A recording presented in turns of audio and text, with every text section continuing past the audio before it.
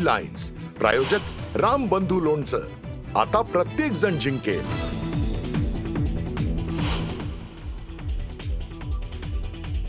लाडकी बहिणी योजनेत तब्बल 4,900 कोटींचा भ्रष्टाचार. 26 लाख महिलांना योजनेतून कमी केलं. सुप्रिया सुळेंचा सरकारवर गंभीर आरोप.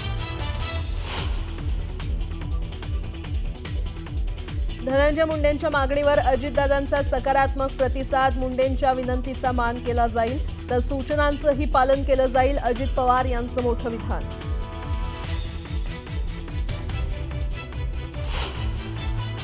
मराठ्यांचा जर त्रास झाला रे बाबा, अजितदादाचा कार्यक्रम झाला. धनंजय मुंडेंना रोजगार हमीच्या कामावर पाठवा. जरांगेंचा खोचक टोला तर संतोष देशमुखांच्या आत्म्याचा विचार करा. आव्हाडांची टीका.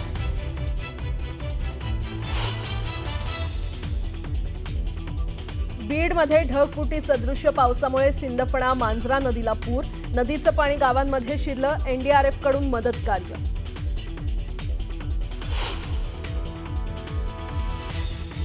राज्यातल्या पूर परिस्थितीवर मुख्यमंत्री देवेंद्र फडणवीस लक्ष ठेवून आवश्यक ती खबरदारी घेऊन जिल्हाधिकाऱ्यांनी समन्वय ठेवावा. मुख्यमंत्र्यांच्या सूचना.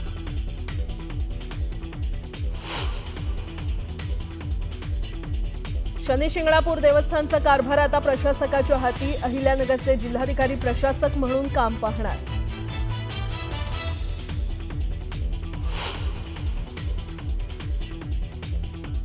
आणि राज्यभरात शारदीय नवरात्रोत्सवाची धूम. करवीर निवासिनी अंबाबाई मातेची कमला लक्ष्मी रूपातली पूजा संपन्न.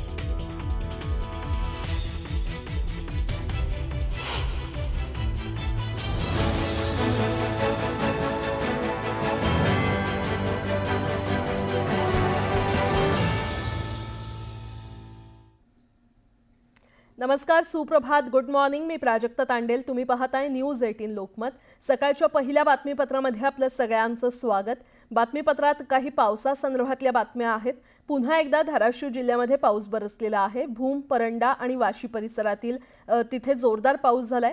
परंडा परिसरात नागरिकांना पुराच्या पाण्यातून बाहेर काढण्यात यश आलंय, तर रात्री उशिरापर्यंत हे बचाव कार्य सुरू होतं.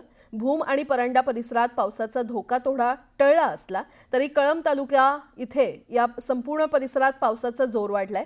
मध्यरात्री मांजरा नदीला पूर आल्यानं नदीनं धोक्याची पातळी ओलांडली होती आणि कळंब तालुका परिसरातील खोंदला, भोपला, सातारा या गावात नदीचं पाणी शिरलं असून कळंब शहराला देखील या पाण्याचा फटका बसलाय.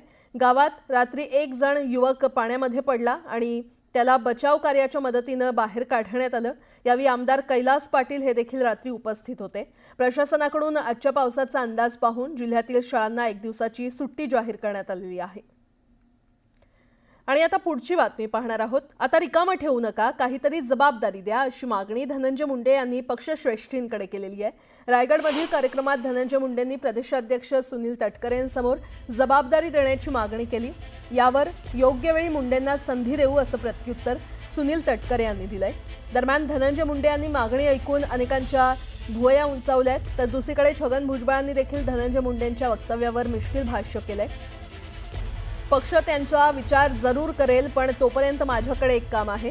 स्वर्गीय गोपीनाथ मुंडे आपल्यासाठी जे ओबीसी आरक्षणाचं काम सोडून गेले आहेत त्यात तुम्ही सहभागी व्हावं. त्यामुळे गोपीनाथ मुंडेंचंही स्वप्न पूर्ण होईल असा टोला त्यांनी लगावला. कायम आम्हाला मार्गदर्शन करत राहावं. चुकलो तर कान धरावा, नाही चुकलो तर चालतं. पण आता रिकामं ठेवू नका.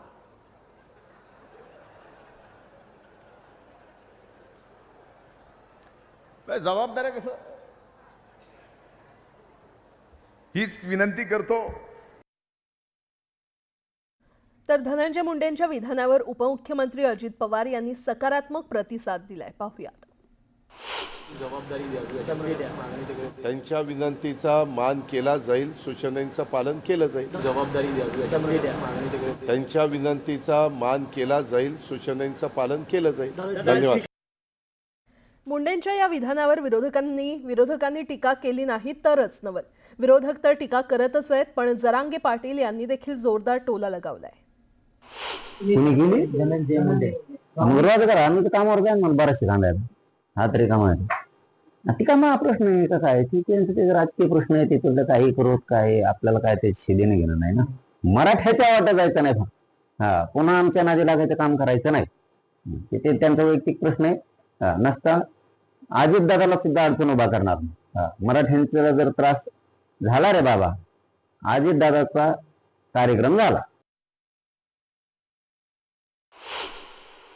शेवटी त्यांचा पक्ष आहे त्यांनी काय निर्णय घ्यावा त्यांचा त्यांनी घ्यावा फक्त ज्या संतोष देशमुखांची हत्या झाली त्यांच्या आत्म्याचाही थोडा विचार करा. बातमीपत्रामध्ये आता पाहणार आहोत सकाळच्या महत्त्वाच्या 100 बातम्या अतिशय वेगवान स्वरूपात. सुरुवात करूयात. बीड जिल्ह्यामध्ये झालेल्या ढगफुटी सदृश्य पावसामुळे सिंदफणा नदी दुथडी भरून वाहते.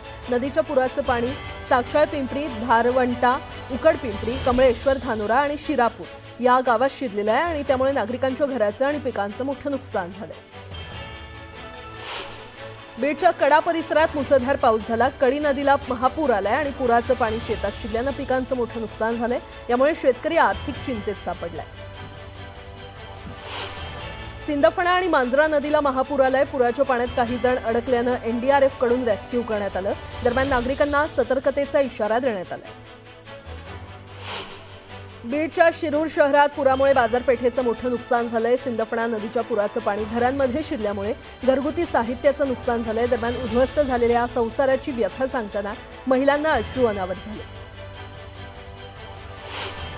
धाराशिवच्या परंडा तालुक्यात पावसानं थैमान घातलंय. खैरी नदीला पूर आल्यामुळे परंडा तालुक्यातील शेळगावाला पूर्ण पाण्याचा वेढा पडलाय. राज्यातल्या पूर परिस्थितीवर मुख्यमंत्री देवेंद्र फडणवीस लक्ष ठेवून आहेत. आवश्यक ती खबरदारी घेऊन जिल्हाधिकाऱ्यांनी समन्वय ठेवावा अशा सूचना मुख्यमंत्र्यांनी जिल्हा प्रशासनाला दिलेल्या आहेत. धाराशिवच्या देवगावात पुराच्या पाण्यात अडकलेल्या नागरिकांना सुखरूप बाहेर काढण्यात आलंय. उल्का नदीला पूर आल्यानं पाणी गावात शिरल्यानं जनजीवन विस्कळीत झालं. बीड आणि अहिल्यानगरमध्ये झालेल्या दमदार पावसामुळे माढा आणि करमाळा तालुक्याला पुराचा फटका बसतोय. करमाळा तालुक्यातील तब्बल 11 गावं ही सीना नदीच्या पुराच्या क्षेत्रात आली आहेत तर दोन्ही तालुक्यातील मिळून 2000 नागरिकांचं स्थलांतर प्रशासनाकडून करण्यात आलं. हिंगोलीच्या वसमत तालुक्यात मुसळधार पाऊस झाला. पावसामुळे पांगरा शिंदे गावातील ओढ्याला पूर आला.